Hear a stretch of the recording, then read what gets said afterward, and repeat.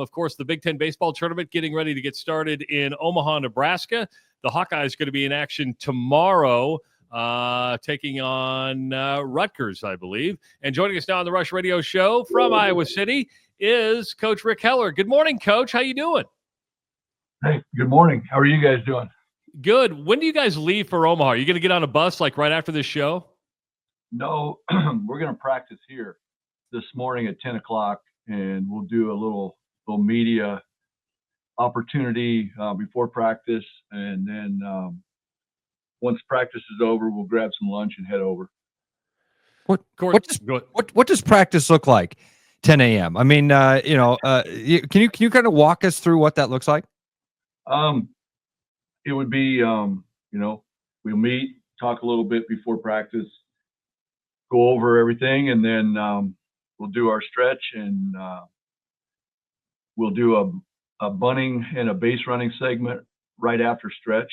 And then from there, the pitchers will be doing their activation, and the guys that have bullpens will start to get ready for the bullpens. And then every pitcher is on a certain day in their routine that they'll do their work. And then the position players, after the bunting base running, will head to, they'll do some arm care and arm activation.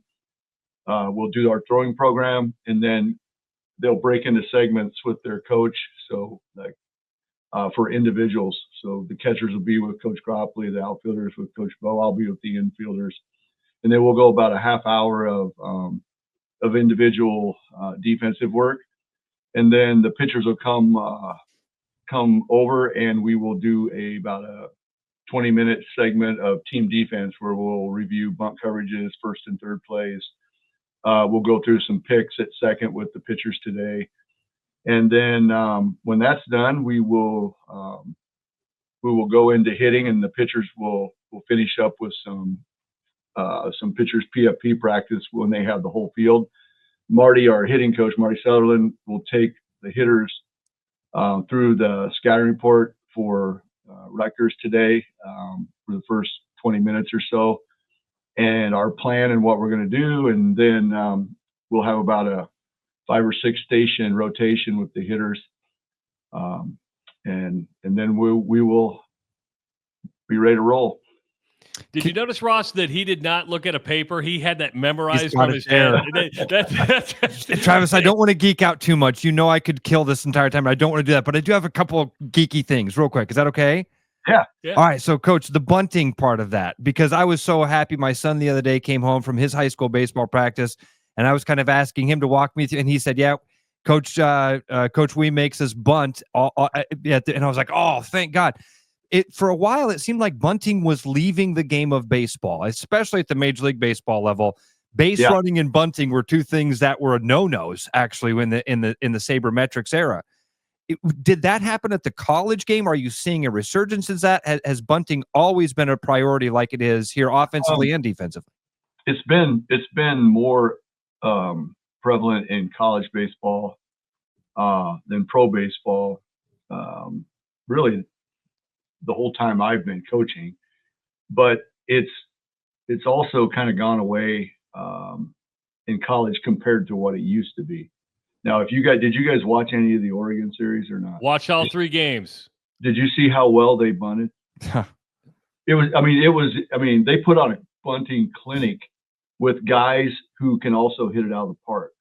And what I have always said, bunting is a weapon. It's an offensive weapon, and that's how we look at it. I'm not talking about square around and sacrifice bunt and giving an out up. We don't do that a lot. There's times though when you have to, and that's the thing about the analytics with bunting. There are times when bunting totally makes sense and you need to do it. It's a cold night, the wind's blowing in, it's 0-0. Nobody can hit it, to the left fielder, and you have to find ways to score runs. And that's the thing we have always tried to do in our program, going way back to Upper Iowa, is that when you play in Fayette and Cedar Falls and Iowa City in February and March, there are a lot of days and a lot of years, if the trend is cold, where it is really hard to score runs. And if you're totally relying on hitting the ball out of the ballpark, you're going to lose a lot of games. So what we have tried to accomplish with our offense is to be able to score in any situation. You know, we obviously want to hit the ball out of the ballpark and hit a lot of doubles, but there are those days when that's really difficult, and we have to manufacture, and that means push bunt, drag bunt, fake bunts, you know, hit, slash.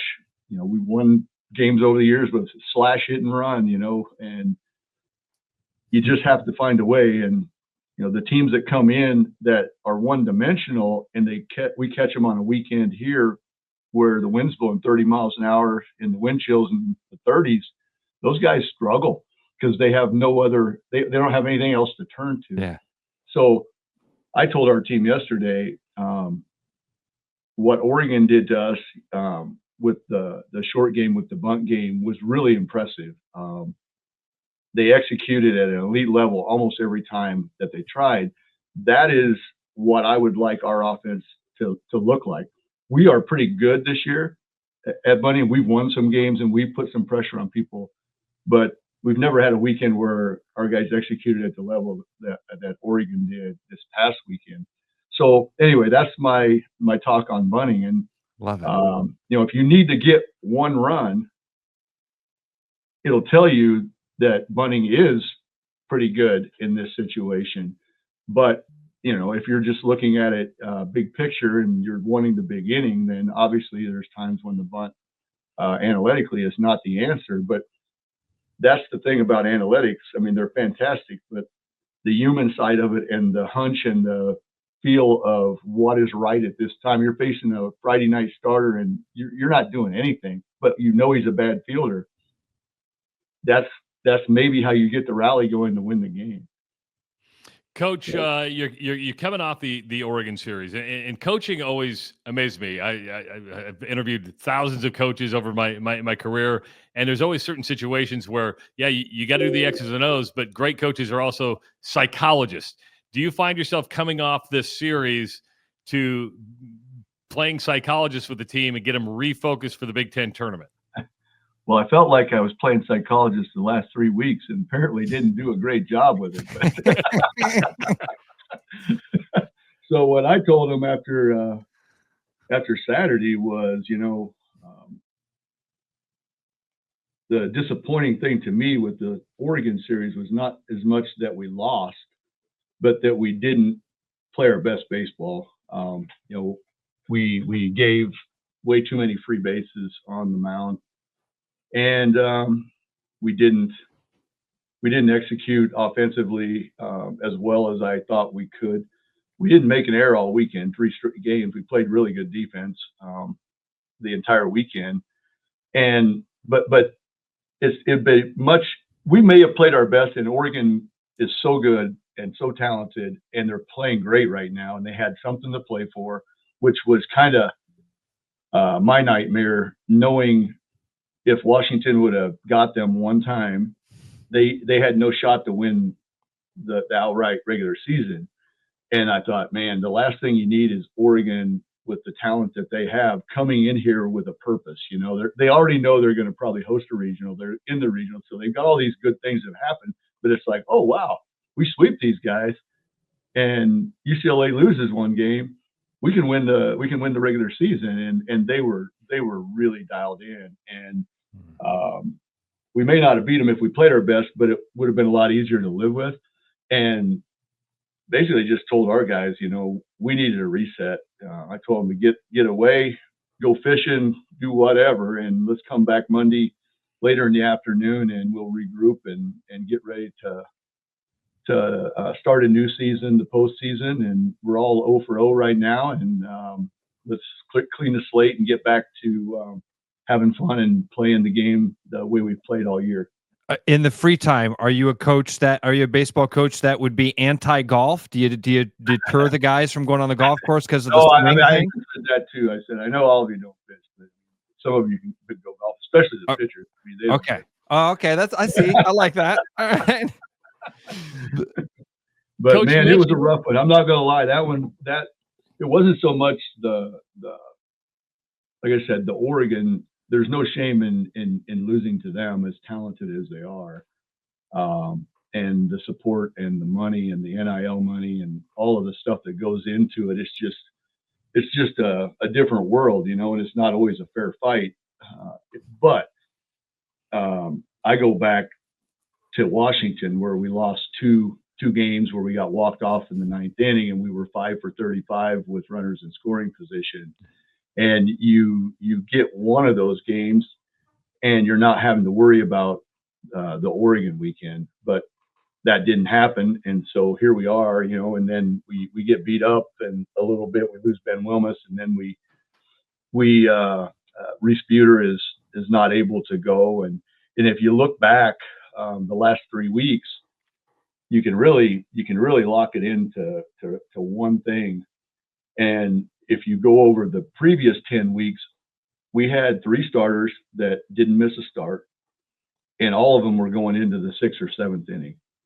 And our team this year, if we can get that kind of start out of our guys, our bullpen is really built to handle about that many innings. But the last 3 weeks, we were going to the bullpen in the 4th inning, or, you know, earlier. And then with Reese not being able to go, you're basically playing game 3 like a midweek game. Yeah. And we're not really designed to do that. We're going to have to hopefully get Cade at Overmuller and Aaron Savary to get us deep into games this weekend or this week at the conference tournament. And then hopefully Reese can bounce back and maybe give us 3 or 4 in game 3 if we win one. But if you look at it, you know, you're asking, I think we've asked guys to do more than maybe what their role was or what they were capable of. And when we were losing games the first 3 weeks, there was so many positives. We talked about that before, but it was the same story. The starters weren't getting us to the 5th inning.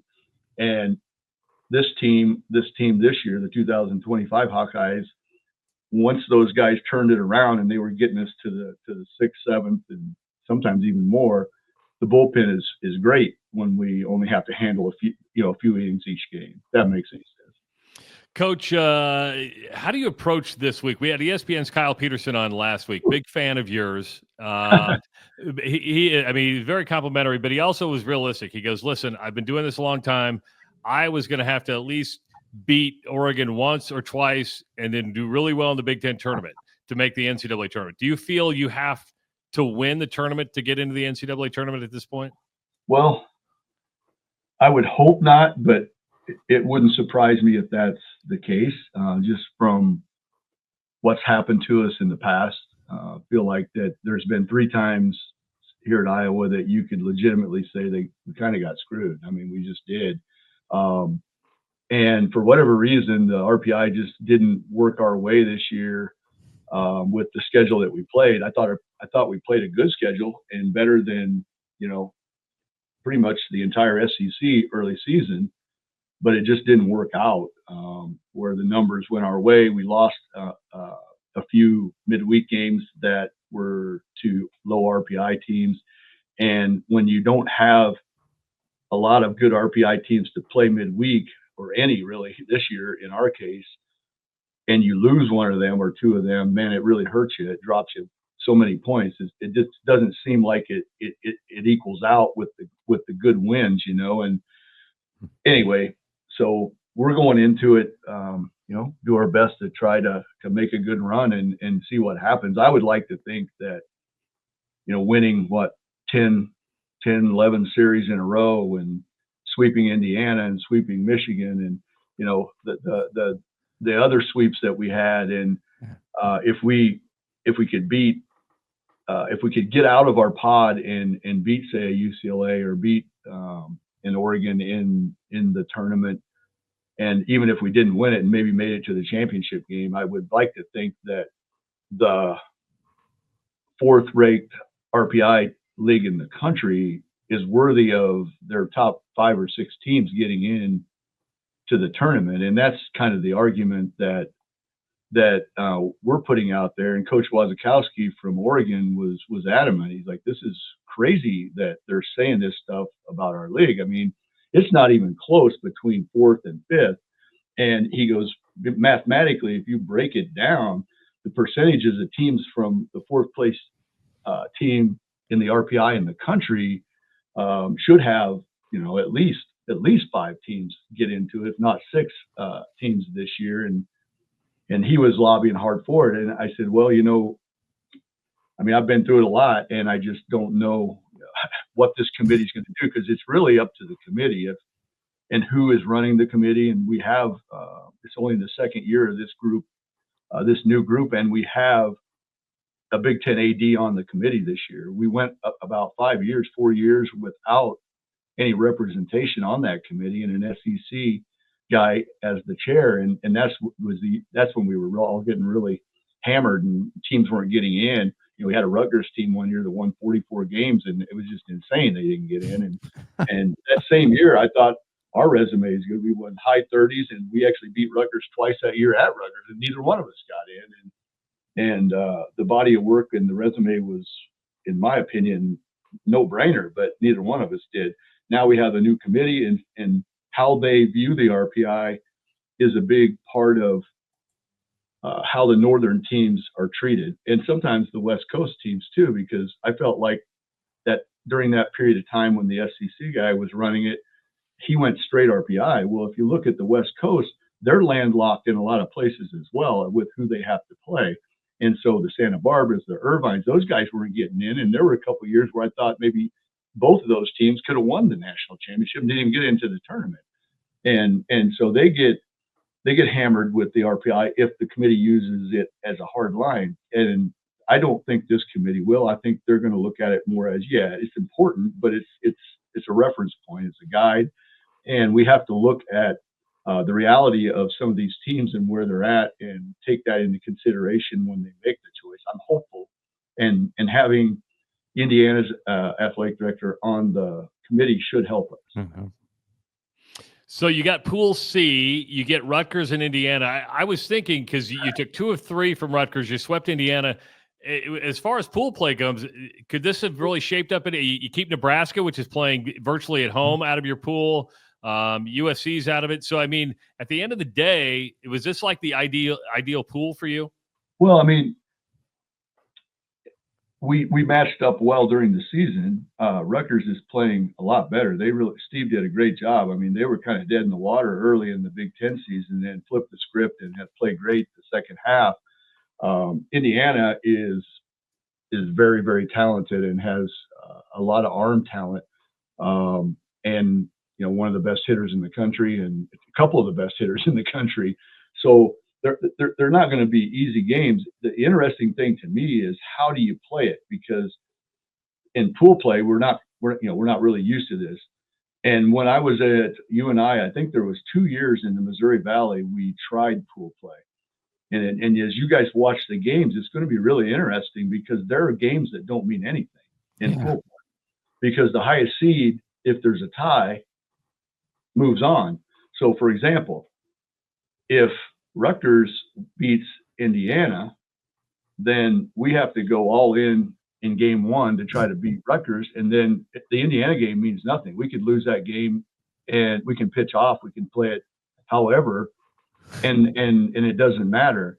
But now this is the interesting one. If Indiana wins, then the Rutgers game, our first game, technically we can pitch off, because it doesn't matter if we lose that game. All we have to do is beat Indiana, and we go on. And so, if that scenario happens, we're likely to throw 9 different pitchers. We got an off day on Thursday. All those pitchers would be back. We don't burn anybody in an effort to have a loaded gun for the rest of the tournament. So you only have to win 3 games compared to last year's, and I mean the double elimination, which beat everybody up, and you were beat up going into the regional a lot of times if you had to fight to win that tournament to get in. So anyway, just a different way to think about it. And we, as we were talking yesterday, you're like, holy cow, this seems so weird that if Indiana wins, I mean, what are we going to do? We're not going to throw Kate Overmiller against Rutgers. Why would you, right? And yeah. And so then you're going to have all these people on TV watching, what in the world are they doing? I didn't know that about pool play, because I would have thought they would have done run differential or something. But the highest seed gets that's a weird tiebreaker. I don't know if I like that, because they it was interesting because with 17 teams, it was trying to come up with a tiebreaker that made sense and was fair, because you don't have much. I mean, you missed 6 teams, so the head-to-head isn't going to come into play a lot, or as much as it would if everybody played everybody. The coaches, we wanted to play 2 divisions, which I thought would have been perfect. 2 champions, and then you have crossover games to get teams playing across the country like they want.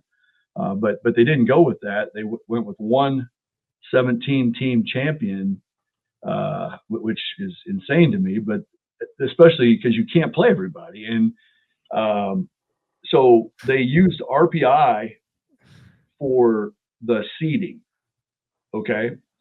And if you use RPI for the seeding, I was one that said you can't use RPI for the tiebreaker, because the league standings have to mean something. I mean, you played the regular season for a reason. The higher seeds should gain an advantage if there's a tie or whatever. And really the only advantage you get in this tournament, you don't get a bye like the softball tournament. You see they have to wait till teams get beat out, then they play their first game after. And you see that in some of the baseball leagues, but in this one, the only advantage is waiting to see who after that they play the first game, then you play. You don't have to face your number 1 pitcher. Yeah. You know? And so like I was thinking in the old tournament, you get Oregon wins the league.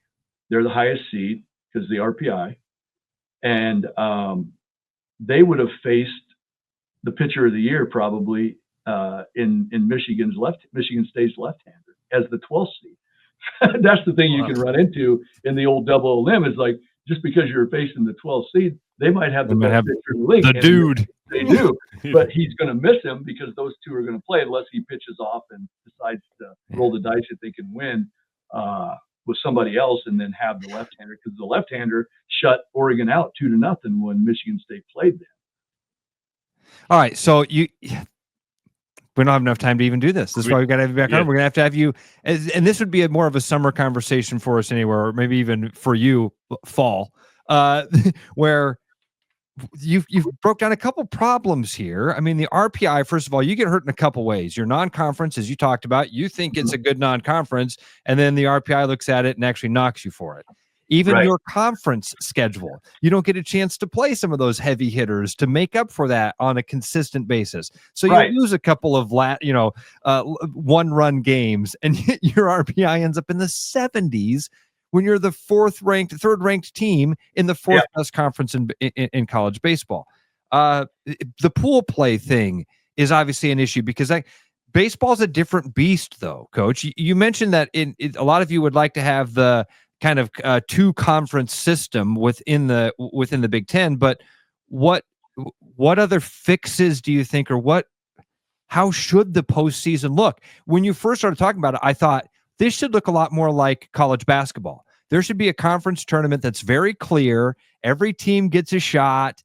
But you can't do that with baseball. No, because of the pitching. Yeah, and that's the difference, and that's why, when you see, like, I don't understand this, but it's a softball. The softball, a lot of them play single limb, and I'm like, how do you play single limb in a pitcher sport? Where, I mean, they don't use as many pitchers. Yeah.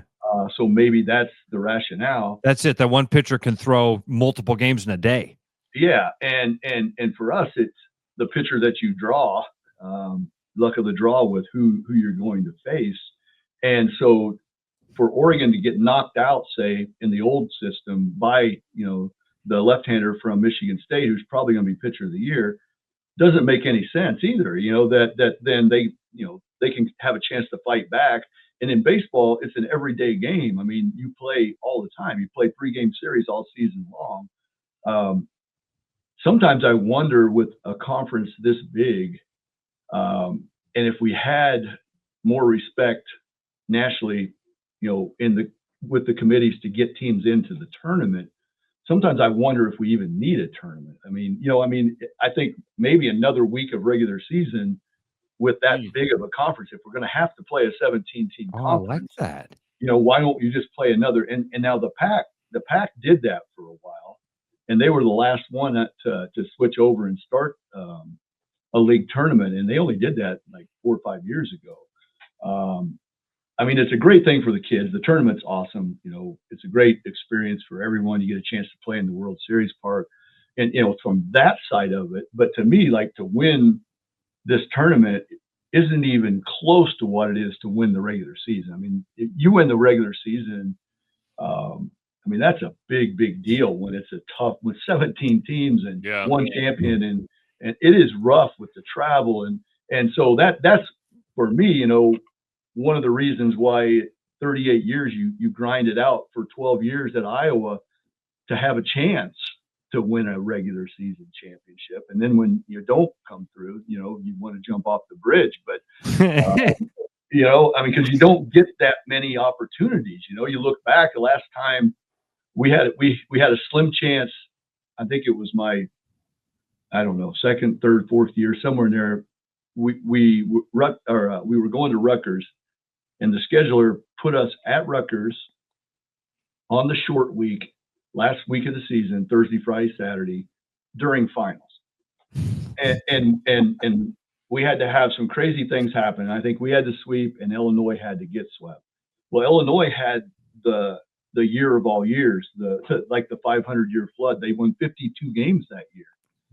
And our record that year, we would have won the Big Ten every year of the Big Ten with that record, except that one, because we ended up losing the game. We got beat a game at Rutgers, and they just kept winning because they were so good that year.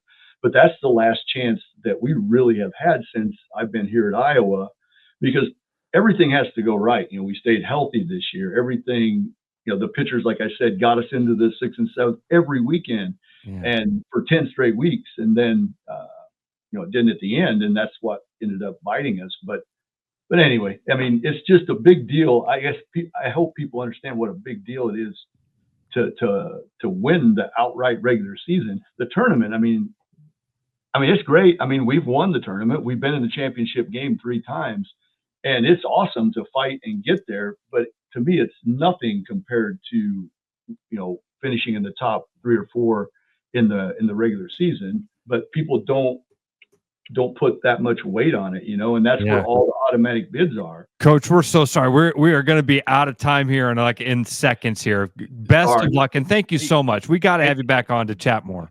And by the way, Charles Schwab Field is about 2 miles behind me, because that's a big great. So if you see a fat bald guy looking to shake your hand, not fat anymore, dude. Not fat anymore. Yeah, I'm not stalking. I'd be glad to see you guys. That'd be great. But anyway, I mean, thanks a lot, Coach. What it would look like if Indiana wins that first game today, and it's just going to be an odd situation, throwing 9 different pitchers in the first round of the conference tournament. But that's kind of where we're at. Go get them, Coach. Go get them. Best of luck. Thank you so much.